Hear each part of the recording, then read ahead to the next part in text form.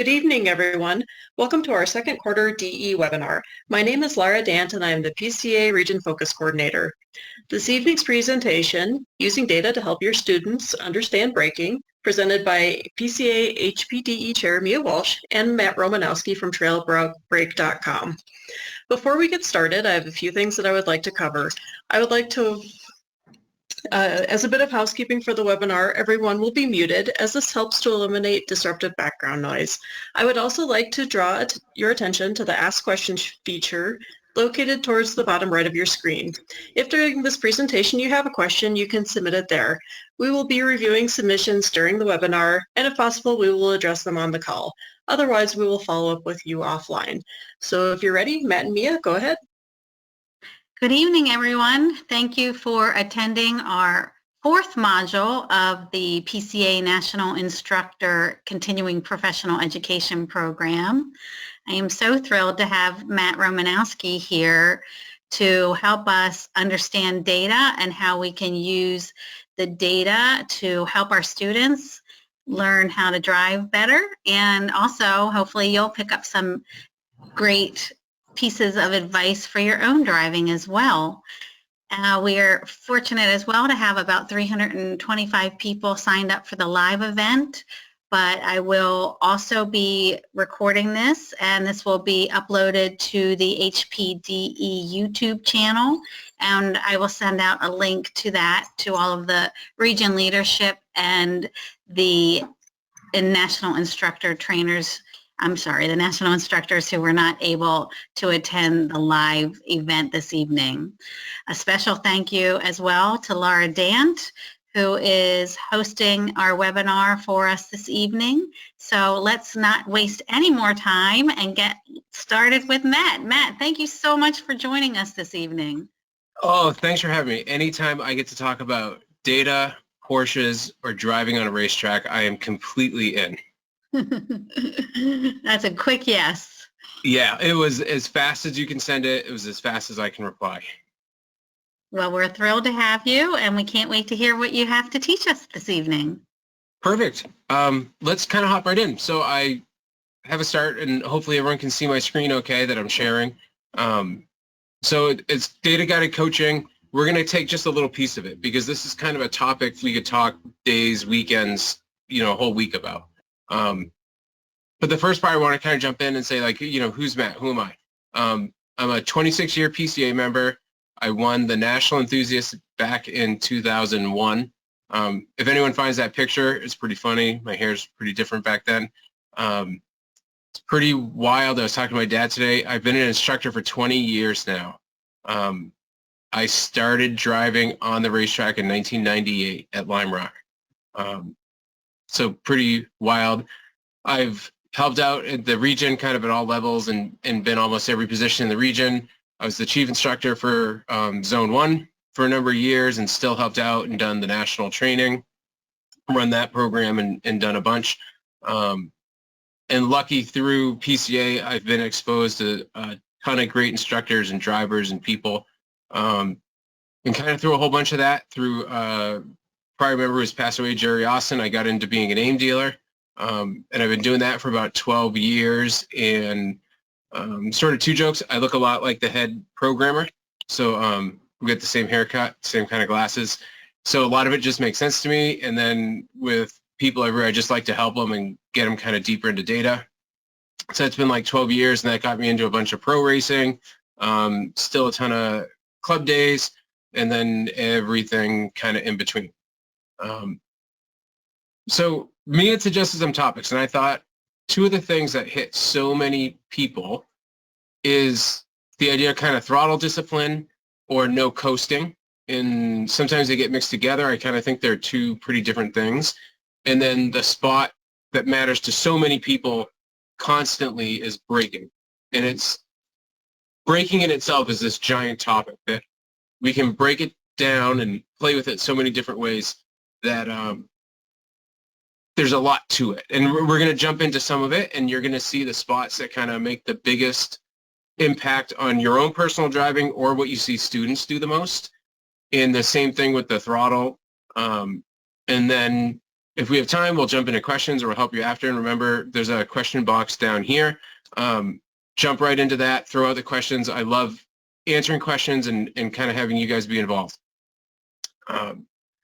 So one of my favorite things, and Mia laughed at me when I put this up here, is my standard answer is, it depends.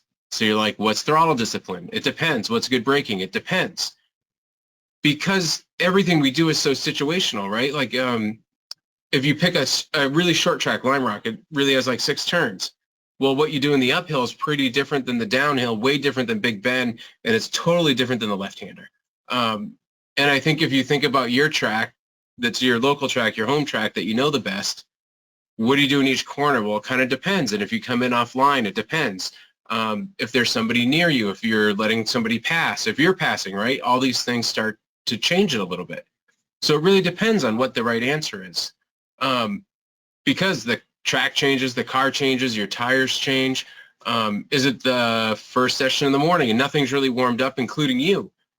And then maybe you take it a little easier. Maybe it's the last session of 3-day trip somewhere, right? And you're really tuned up and you're really in and you're really focused. Well, what you do might be a little bit different. So it really depends. But the biggest part to me is it's not an excuse to do stuff wrong. Sometimes you'll hear someone say, I do it like this because that's what I've always done, right? Well, maybe that's not the right answer. So if you do something, maybe it's not the best, or maybe it gives you a chance to try something. But don't use it as an excuse to just always do things wrong. So when we get into, there we go. What do you need to do this idea and to bring some data into your instructing, your coaching, your own driver? You need some sort of data system. And I deal a lot with the AIM, which is kind of on the left, but there's all different cameras. The central picture is Harry's lap timer. A lot of people are familiar with that. It's a great one. You can use your phone. We have in the middle, there's a bunch of screenshots there that Mia got us from the Porsche Track Precision app. If you have a new car, it's a great way to get something that's included with it that you can easily grab this information and start working with it. If you are fortunate, you have a cup car of the different vintages. Some of them have Motec, some of them have the Cosworth units, but it gives you somewhere to go with. We also have an Apex Pro here, and something I've been working on with some instructors from different clubs is you can get data from a number of the online sim programs, and PCA has a really cool sim racing program. So whether it was iRacing, Assetto Corsa Competition, or R-Factor 2, you can get a data file that you can use in a number of programs to work with. And really quick aside, what's really neat with using the data from those programs is you also get a number of camera views that it creates. And one of the things we were working on is track position based on that other camera view. Because while the sim isn't the same as your car, so often you think you use the whole track. You were right down to an apex curb, and then when you get the other video, you get a chance to kind of zoom out and look at it and say, well, geez, I thought I was all the way over, but I had a foot. Or the angle of the car at the apex. I got beat up on the sim last night by a 14-year-old.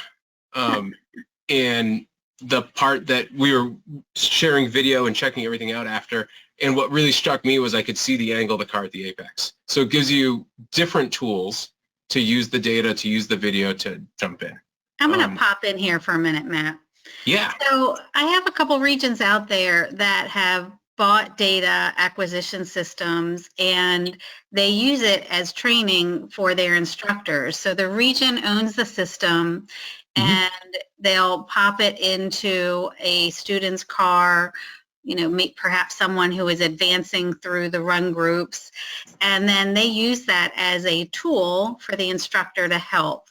So it's interesting that not only are the individual drivers coming with data acquisition systems, but regions are utilizing that as well as a training tool for their instructors and their students. The other thing that I saw, I was at MSR Houston 2 weekends ago, and the classroom instructor was using data from his driving turn by turn during the classroom session. And these were not the entry level drivers, not the novice drivers, but like the one run group up and then all through their advanced drivers. So, your regions that are out there are using data to help the individuals learn the best way around the corner and the braking zones and whatnot. As Matt said, it depends. It depends on their car. It depends on, what time of day, etc. But the tools are being used out there. I did want to also talk about the Porsche Track Precision, because you don't even have to buy anything. And so if you do have one of the cars that is built to communicate via Bluetooth, it's simply an app that you download. Now, granted, I'm going to tell you, it is not without its faults. The app is a little wonky to get started with. It attempts to get you to purchase a service, which you do not need to do. So you kind of have to X through a bunch of things.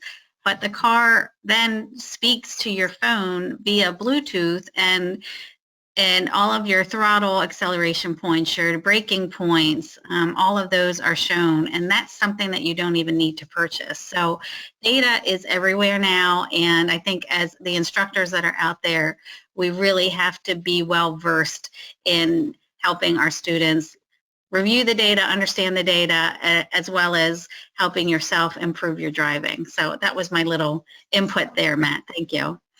And that's a really good point, too, that you brought up, is if you have the ability to get any sort of data, grab it. It doesn't have to be the best thing. It doesn't have to be anything special, but try it out. See if it's something that's for you, that you really like, that you can help with the student. And if there's no barrier to entry because it came with your car, give it a shot. The other thing along those lines is that it was, probably 10 years ago, and I was working with a really cool guy, Pete Argesinger, whose father, Cameron, started Watkins Glen. And I asked Pete, do you know data? And he goes, think of me as a doctor. He goes, I don't know how to take an x-ray, but if you put it up there on that white box, I can read it. So don't feel that you need to be an expert in all of these systems, right? There's 10 systems here that you could use. You don't need to be an expert in them. If your student has one, say, hey, can you give me a speed trace? Hey, can you give me a brake trace? And let them manipulate the software so you're not bogged down in the mechanics of doing these things, but you can get to what you really want and look at the speed trace, look at a throttle trace, a brake trace, and go from there, because those give you so much. We've already had a question. Yeah. If you were taking a pause on your thought. Absolutely. I'm trying to understand it, but it says, please talk about brake pressure sensors or data. And I don't know what that means. We will get there. So when I pull up a brake trace, let's take a look at it. Okay, perfect. And I'll explain that part of it and how it fits in the graph. And Charles said we forgot about the Garmin system, which is very user-friendly and plug and play. Yeah, so the Garmin system is really interesting. I don't consider it as much data because it doesn't connect to the car, where these systems give you a little bit more real data review. But again, if it's a system that speaks to you, if it's something that makes sense, use it, grab it, look at the graphs that it does give you, and work with it. There's nothing Garmin's wrong. More of a lap timer. It's not really a lap timer. It's probably worth its own discussion, but it records video and GPS data with it, but you can't lay over whole segments, or you can't pick the laps exactly how you would with the other softwares. But it's one, if that's what helps you and that's what you like using, then please jump into it, use it. There's no right or wrong answer in systems. All right, moving on. It depends. It depends. And with all this, it's a spot, I think it's important to pull up just a quick note about the safety of using things is, whatever you do, make sure stuff is secure and make sure you're reasonable in how you put it all in. If you have a track car and it has a Lexan windshield, don't try using a suction cup. It's just not going to work and be safe. So find out, is the suction cup okay for your region?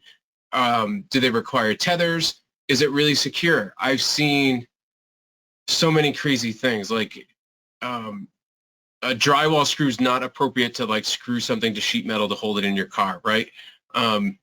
And my last note there is, like, if you're not comfortable doing it, have a professional do it. Speaking of brake pressure sensors, if you're going to put a brake pressure sensor in your car and you're not comfortable or knowledgeable enough to do the brake lines and everything on your own, bring it to the shop, have them do it. There's nothing wrong with that. I know how to do it all. My car is at the shop getting aligned. I don't have time or the space and the ability and everything. It's better to have someone who's great at doing it.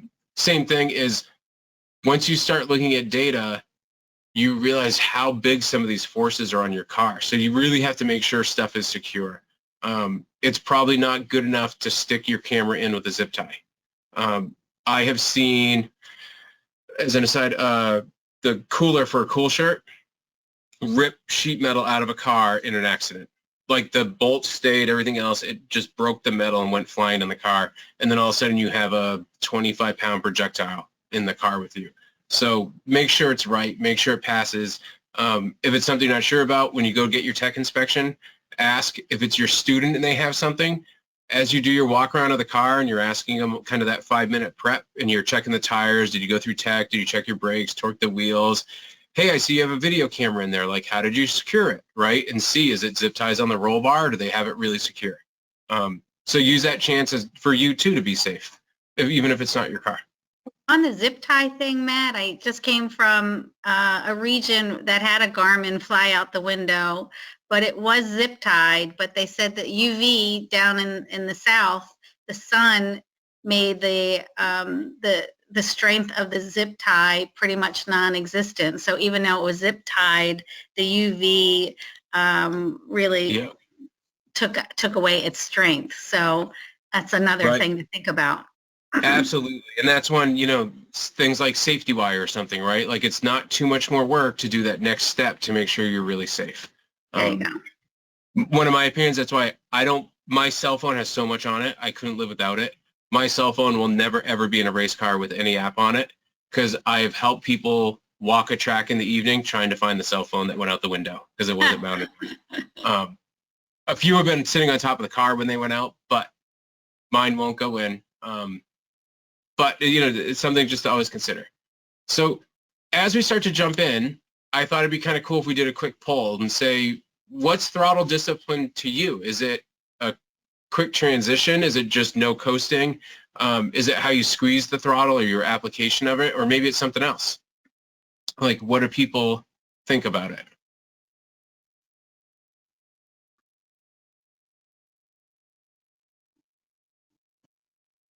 And I think when it comes back, Mia can give us some answers. So the poll is available now on vote. So you should see, yep. So you should see some voting options out there now. Oh, we've got some coming in. We've got about 60% of the votes. So far, the most popular has been option C, application with a percent. Leave it open for just one more. We're at 75% voted, and still at application as being the most popular. Excellent. So that's probably where I would go. But as I was kind of prepping this and thinking about it, I said, really, it's all of them. It's a little bit of everything here. So let's look. So throttle discipline, it depends what we're talking about, right? If we're talking about approaching the brake zone, it's the release of the throttle and the transition to the brake, and how all that goes. But then it's also when we start to pick up the throttle, where we pick it up, when we pick it up, the rate that we pick it up, and when we get back to full throttle. There's so much information in that, and it's very critical, because it's one, as I've done more sim driving and it takes a little bit different effort and way to drive with it, is I realize my throttle pickup becomes really terrible. And even though knowing all this stuff and drilling other people on it all the time, I don't drill myself on it right. So no coasting. I can remember way back when I started, the really common one everyone said is, there's no coasting. You should always be all the way on the gas or all the way on the brake. And when I started, it came from instructors, people that I looked up to that were really fast. So I kind of thought that's what it was. And really, that's not how the best drivers drive. And in this, well, when I show you the screenshots are all over. They're from people that have won championships, people that have raced at Le Mans, names that if you saw the driver name, hopefully I didn't catch it on there, you would 100% know. Famous guys, some of them are amateurs, some of it's actually my sim data because I had a file that showed what I wanted. But as we start to talk about this is we need to define what part of the corner we're talking about with it. So I put up, and in general, the big parts is we have the brake zone, the entry to the corner, the apex, and the exit. And then we're on to the next straightaway. And as an aside for you, as you think about your own driving, or maybe you're helping another instructor or even a student, as they get better and better, these sections become finer and finer. I was helping a team, we were at Watkins Glen, and it was the outer loop. So you go down the back straight, the bus stop, and then the outer loop to go down. These two drivers in a LMP2 car broke down from the exit of the bus stop to the flag station, which is the apex, pretty much every wheel revolution. Like every 6 feet, they had another thing to talk about. It was incredible. The level of detail they pulled out, and just knowing I squeezed the throttle and the left front tire started to slip and I came out 4% and then the right tire hooked up a little bit, but then, it was incredible. So the more detail you can break it down, the more you can change things and you can react to them. But in general, a student, this is the part that we really need to work with them, right? Is we have the brake, the entry, the apex, the exit. And that kind of falls with the vocab that we use with students and what they're going to be the most familiar with. So what's bad coasting? Here's an example. And to explain things a little bit, what I did is I gave us, and I try to keep it really consistent, is the top graph here shows our speed. And as it goes up, we're going faster. As it goes down, we go slower. And one of the big ideas with it is that, let me grab the highlighter here and you'll see, or the spotlight, and you'll see. So up here, we have where we're accelerating down a straightaway. And then this big arch is where the driver lifted off the gas some and really coasted into the corner, and then they speed up on the next corner. And we can see that in the pedal position, the throttle pedal, what they're doing with it. And we see they got on the straight, they were really full throttle, and they slowly sort of tapered out, coasted, before we see this bottom graph where they hit the brakes. And this is I'm bad at my numbers, 6 and 7 at Road Atlanta. And this is a driver who was struggling a little bit out there, so they came down the back straight and did that. Matt, is there a way, I am getting a request to see if you can zoom the data screen up a little bit bigger. I'm not sure if you can do that in your PowerPoint mode. I am trying. I don't think I can. It's up and up, and then it kind of rounds out like a lump of ice cream, and then it goes down and then back up. And the brake trace, or the throttle pedal trace, comes down, it slowly angles down, and the brake trace does the same thing. As when the throttle slows down, this one comes up nice and slow. So it's sort of, imagine if you had lazy feet, like your warm-up lap, where you squeeze the accelerator down the straight, then you kind of lift out, and then you lazily go to the brake pedal, and then come out. Nothing too sharp or fast. And when it's the same graph, when we look at it, this driver coasted for half a second, but it ended up being 70 feet. One of the tricks I really like to tell people, and you just have to know a little bit of math, is your feet per second is 1.5 times your miles per hour. So say you're doing 100 miles an hour, it's 150 feet a second. And I find that's something you can use with students that's really powerful, because if you're coming up on a brake zone, how many tracks anymore with the new cars, you're doing 100 miles an hour to a brake zone pretty regularly. What's 150 feet a second? So if you think about it that way, it changes the level of your inputs and everything. So this person only coasted for half a second and they went 70 feet, right? That's a pretty big one. They're doing about 100 there. So when you think about it with that, is it gives you an idea how long these go for, and that 70 feet is almost a whole brake number on the boards. Usually they're about 100 feet. that's kind of the idea of bad coasting. If you drive up to the 5 board and you coast it into the 4 board, that's the coasting that's probably not going to be helpful. As this driver got more comfortable, what you see now is the speed trace goes up and then it goes down really sharp, like a sawtooth or like a shark fin. And then the throttle trace goes straight across and straight down. So they went gas full down and then brake, and they just went right away. And you see that in the brake trace. And they went down to only coasting or not being on either pedal for 0.148 of a second. Right? So 25% of the time they originally started, and they were only coasting for 30 feet. So it's a pretty big difference of acceleration. They added, almost 40 feet worth of acceleration on the straightaway. That's a pretty big deal. It makes a big difference in the car dynamics as well. So hopefully that makes sense. Do we have any questions towards that stuff besides my little tiny graphs? Well, I'm getting a lot of questions. Okay. Or suggestions on how you can make the screen bigger. And again, we'll send them out and get them to everyone. And sorry for that. Next time we'll make them a little bit bigger. They look good on my screen. No, I can see them pretty well myself. Yeah. So I did have to put my glasses on, but that's okay. So then we talked about some of these bad coasting ideas, or maybe not optimal, right? If we're using our positive talk, it's not optimal. What's good coasting? Well, when we think about corner dynamics, and we always think about the friction circle, and hopefully as instructors we're all pretty familiar with it, is when we come into a corner and we brake really hard, we go all the way forward, and we slowly and around the outside edge of the friction circle, we start turning.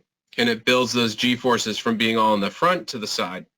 And as we're doing that, we get to a point that initially all of our tires' ability is in braking, and we transition it slowly to where all of it is cornering. And at the point where it's really doing all its cornering forces that it can, we can't ask it to do anything else. And at that moment, the idea of this good coasting comes in, where we're letting the car settle and we're letting it just turn.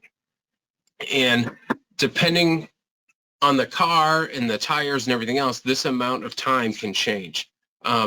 Here we see where the driver isn't on either pedal for about 50 feet. There's one big it depends with this. This is really, it depends on you being able to brake into the corner right. It's something that's always a challenge for me, to be able to trail the brakes in far enough that you get to the point the car to settle. And I know you had Dion with you earlier, and I don't know if this is one of the ones, I know he likes to mention it, is if you come into a corner and you brake and you find you can go to the throttle way before the apex, one of his tools that he uses is to make yourself coast until you get to the apex before you start picking up the throttle. And it's painful and it takes forever, and it starts to help you build the new skills to be able to trail brake it in a little bit, and it makes you more aware of what you did. So this is where it depends, is if you come in and over slow and then you just coast saying it's all cornering and then you accelerate, you're not doing it right. But there is this time where the car has to settle and do everything, and it changes. The more track setup the car is, the more track orientated the tires are, and the closer to slicks, it's going to change. You know, hopefully you don't have a pretty new student showing up with all this data and a set of Hoosiers. But, you know, maybe you're working with someone who, a lot of regions do advanced training, right? So maybe it's a white driver who comes in and you're helping them with data after the fact, because the regions having different devices to throw in the car and have the instructor help them is more and more popular, and a great way to make use of a lot of instructors. And you might start to see this where you get a student with a track prep car and has to have this kind of good coasting in there.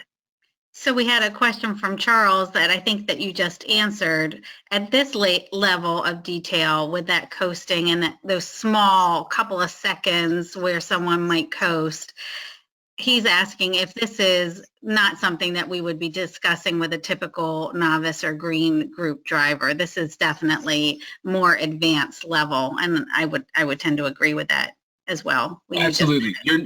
you're not going to have a green driver show up and be data coaching them, right? That's when your skill set is going to help them the most in the right seat. Because if they can get online and they can accelerate out of the corner, that's a big part of trying to teach them how to get around the track safely. And then you're going to be working on the brake zone, you're going to be working on the flags and all these other things.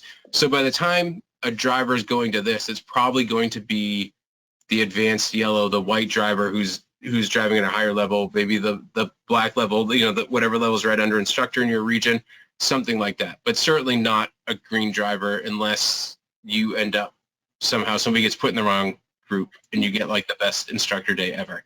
Or you have a green driver who does show up with this kind of stuff, and you just map lap after lap after lap. So you might be something so simple like, look, you were coming into turn 1, you brake marker 5 at this one, and before you got there, and this one. So if you can layer the laps over, that kind of, not as detailed as what we're going there, but just showing their breaking points is something at a green level that they could probably understand pretty easily, and it could be very helpful. Or I just jumped back 2 slides, but when you see the brake, when the throttle trace keeps going down the straightaway where they're at 100% throttle and they start coming back less and less and less, that's a great chance where the data is just a recorder of what they did. So if you show them like, hey, I know you thought you were keeping the accelerator down or keeping it at 70%, but you actually went from 100% to 60% before you took your foot off all the way and waited to hit the brake. That can be a pretty powerful tool. Some people it's video, some people it's data. To me, the data makes more sense. To some people, the video makes more sense. But yeah, not something you're probably going to do with never ever been on the track. But something, you know, if you're doing kind of like in our regions, we always call them the white blitz, where you jump in with a white driver. That's where you're really going to have this sort of stuff pop up a little bit more. And I did want to get the coasting vernacular, because like you said, 10 years ago, we were always told by our instructors, don't coast, don't coast. But the fact of the matter is, there is good coasting out there. So we got to take that vernacular out of the words that we're using with our students, because it's not accurate. Yeah, and if you do say coasting, be really specific with it. That it's, you took your foot off the accelerator, you waited to hit the brake, and you were coasting in between. Because that kind of coasting is very different than letting the car settle through the middle of the corner. So make sure you're really specific with them and what they're doing.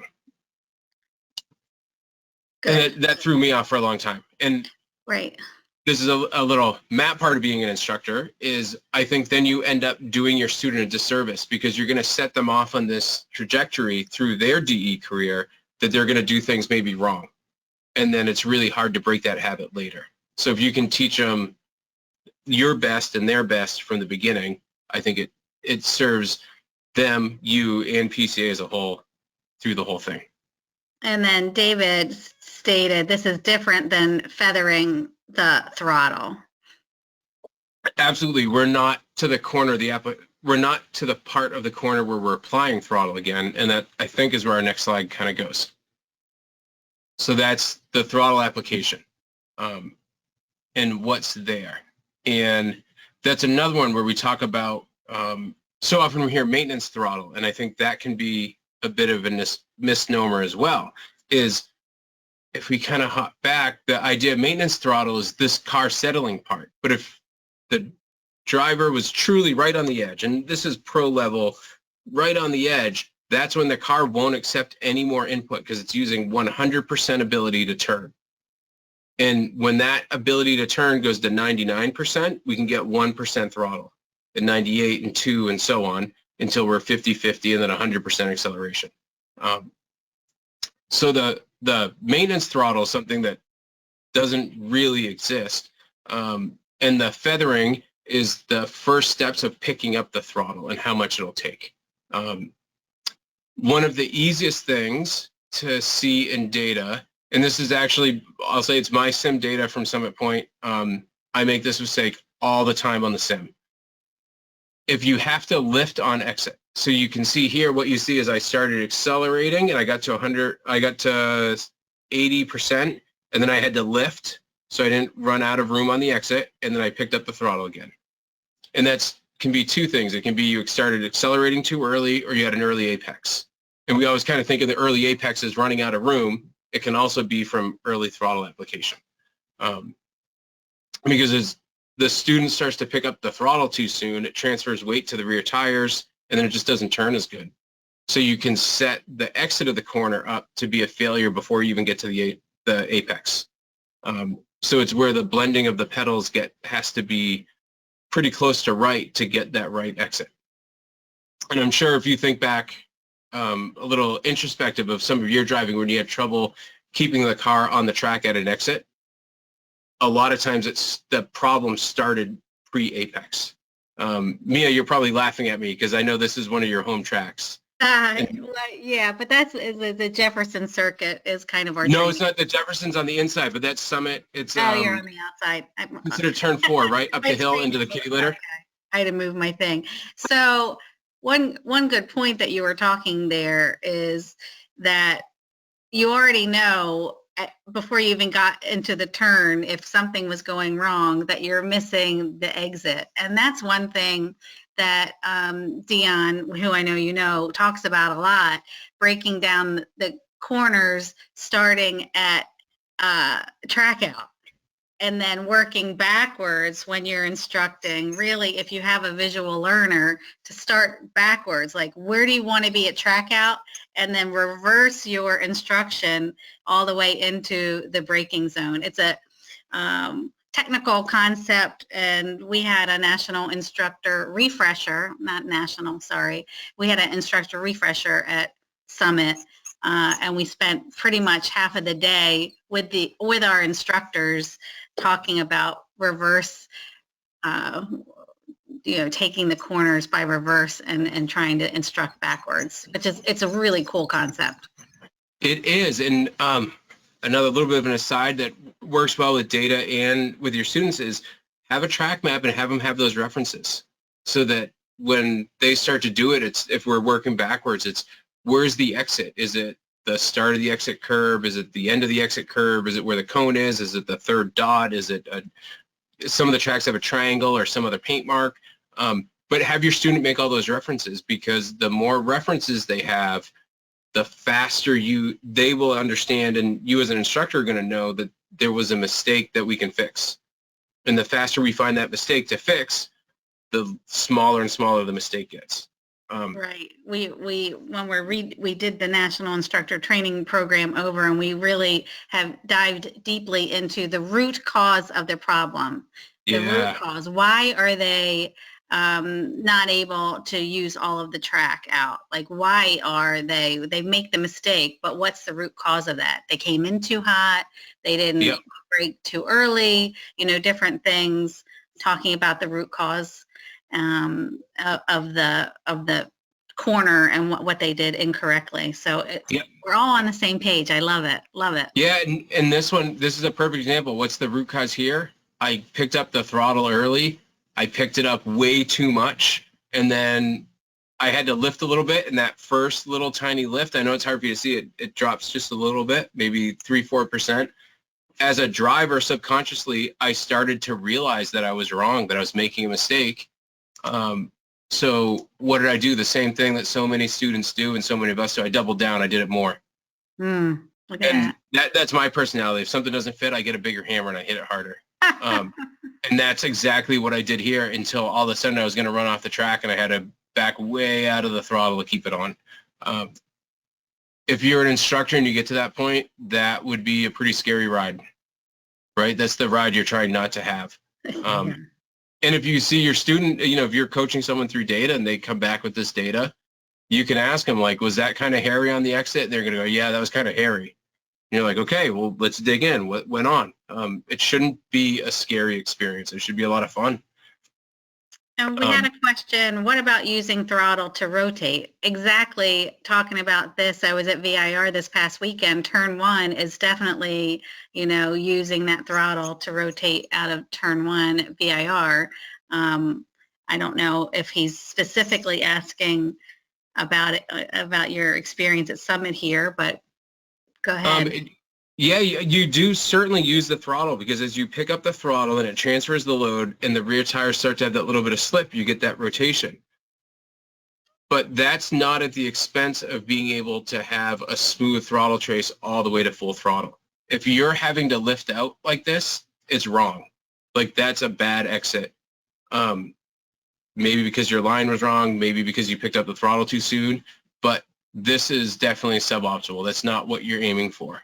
And that's where you say, and I'm not saying the person said this, if somebody came to you and had this throttle trace and they said, yeah, but I'm using it to rotate the car, so I had to do that. Well, that's masking some other issue, right? That's doing something wrong in the name of trying to do it at all. So there just shouldn't be these lifts. And it doesn't matter. I can't think of a corner you have to do this on unless... The only time I've ever seen this, and it's been right, was on the Detroit street circuit, where the bumps are so bad you don't have a choice. But that's not anywhere that any of us are going to be instructing. And so there's a... Yeah, when you're rotating with the throttle, David says it should be before the apex. I don't know if that's always true or not. That's probably a pretty deep conversation. Yeah. The way I drive, yes. Me versus a guy who stood on the podium at Le Mans, he's not going to be on the throttle much before the apex ever. To the point, like, I would say I'm a average, maybe a good amateur. I can look at their data, and every once in a while I'm like, why do I try? Because they're so much better. But that's why we do it, right? Because it's hard and we have fun and it's a challenge and we keep going. And it depends. Completely, right? Yeah. So digging deeper into this is one of the cool things you can do in a lot of software is color the map. So you can see the line is blue on the entry where there's no throttle, and then it turns green where you start to pick it up. It goes to red where I get to almost full throttle, and then you see this big green zone again. And then it goes back to red on the final exit. One of the things that's important about all the data is, if you're working with the student, find the form of data that speaks to them. Some people it's going to be the graph. Some people it's going to be a visual like this with like a rainbow track line.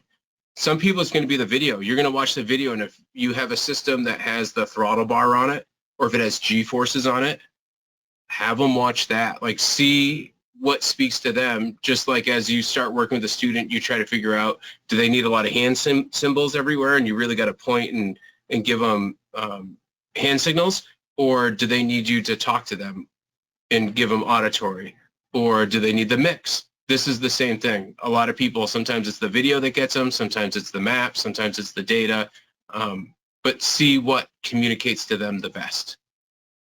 I mean, at the very basic level, most of the Porsches have the G-force screen on their car. And I mean, that's something that pretty much anybody can understand. Yeah, and this is the perfect chance, is you can give them the old fuzzy dice conversation, right? Like, where's the dice go when we hit the brake? Where's it go when we hit the gas, the left and the right, and how we try to keep it around the circle? Or, shoot, I forget the famous movie scene, right? Where the person's going for the driver's test and he sticks that huge cup of coffee on the dashboard, says, don't spill it. And you think about, like maybe one of your drives where you had that coffee cup, not in your Porsche, hopefully, and you're trying to keep it from spilling. And you can kind of see the liquid slosh around in that cup. Maybe that's the analogy that really makes them get it, but pick the one that helps them the most. Or in Talladega, drinking the cappuccino while he was driving. Right? If only I could have cappuccino while I drove. It would be the best.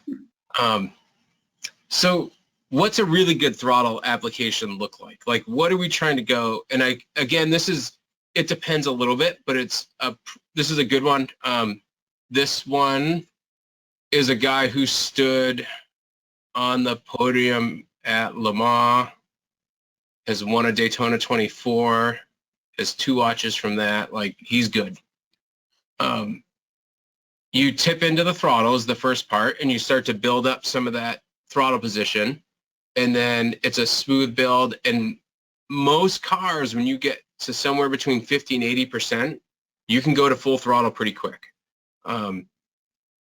The real depends on this part is it depends on your car. If we're talking about old 930 and the thing goes from no power to tons of power, this graph is going to look pretty different.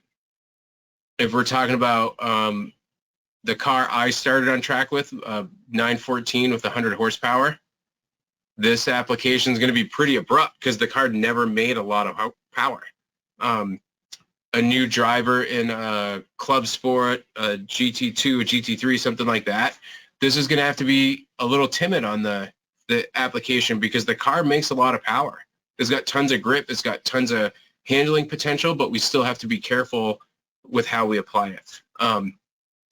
And to the point when somebody asked about the rotation earlier, this tip-in is the part where we start the rotation, where we have the car building all these cornering forces, and then we start to apply some throttle, and that's where we overload the tire 1, 2, 3%, and we start to build that slip. And that's what gives us that slip out.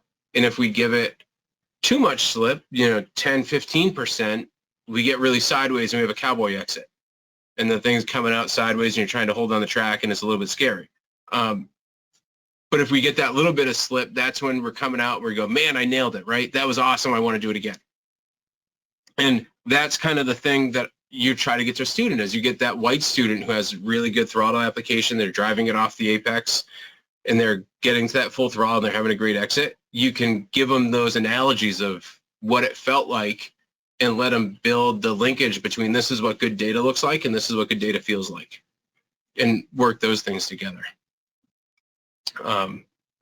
So that gives us some good ideas on kind of throttle discipline and everything. And when we look at brakes, how many different ways do people think we can use the brakes? I think this is an interesting poll. And it's one Dion actually made me think about it differently. So do you think there's one way to use the brakes, 2, 3, 4, 5 plus? Great. And we'll see what So people... we've launched the poll. We've had about 7% vote. So people are voting now. We've got 35% voted. Most people are saying 5 plus. Cool.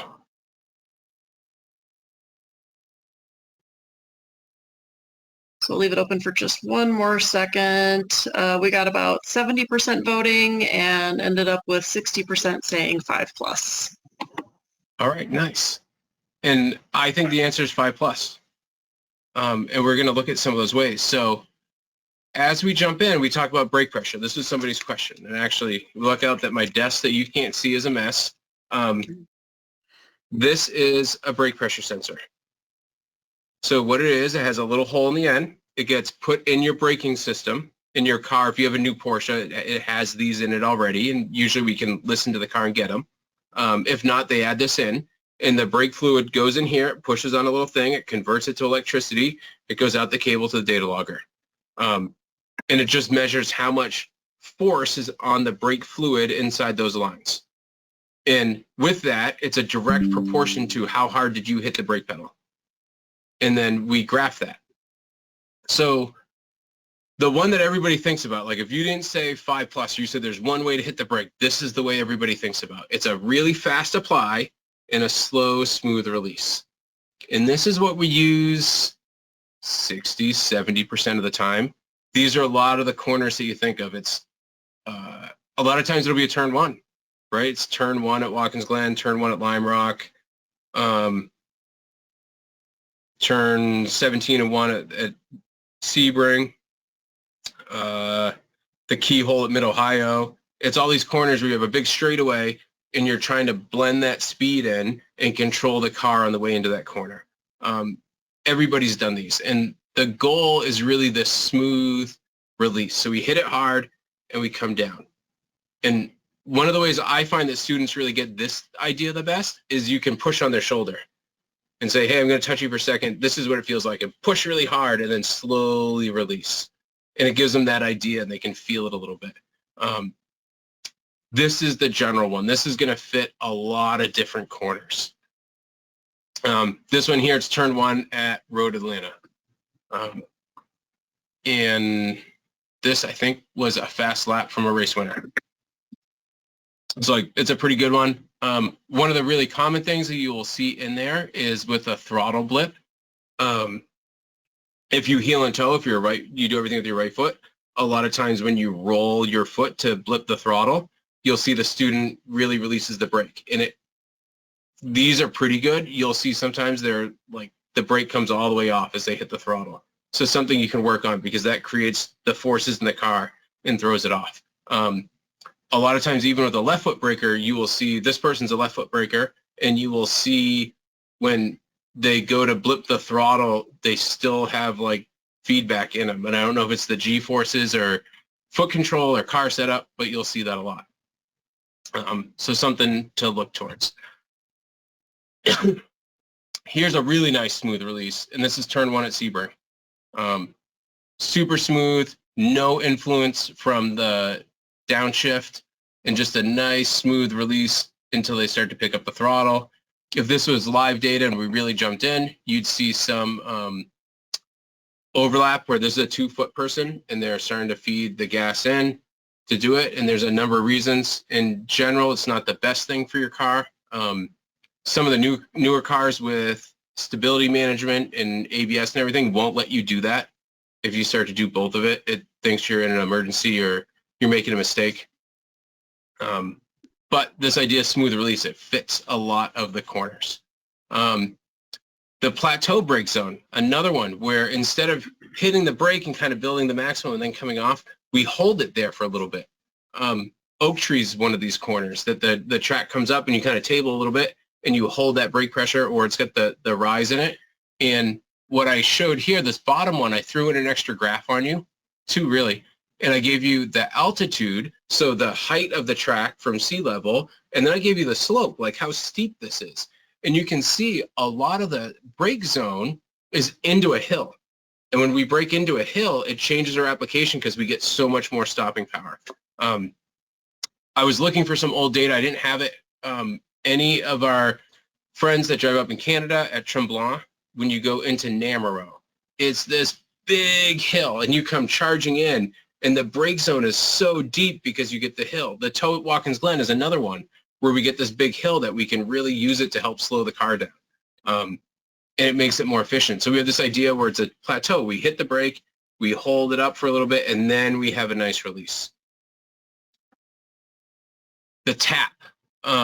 This is probably a track now. As many people know, Club Motorsports turn 8, but you can think to your local track. The corner's usually some sort of kink. It's a bend. The kink at Road Americas is one where you might have this, where it's a tap on the brake. It's not, a lot of times we talk about a brake pedal as a 1 pedal or a 10 pedal, 10 being like the biggest threshold brake. This is the corner. Maybe it's a 2 pedal, a 3 pedal. It's just a tap. It sets the nose a little bit and it lets you go. Sometimes it's, I kind of refer to as a safety tap. Maybe the car doesn't need it, but it makes you feel more comfortable. And there's nothing wrong with that, right? Like, it's easy to get caught up in that we have all this data and we're trying to teach people to drive their car on the track, and maybe it's even a race car and we're teaching them. But safety still is the #1 priority.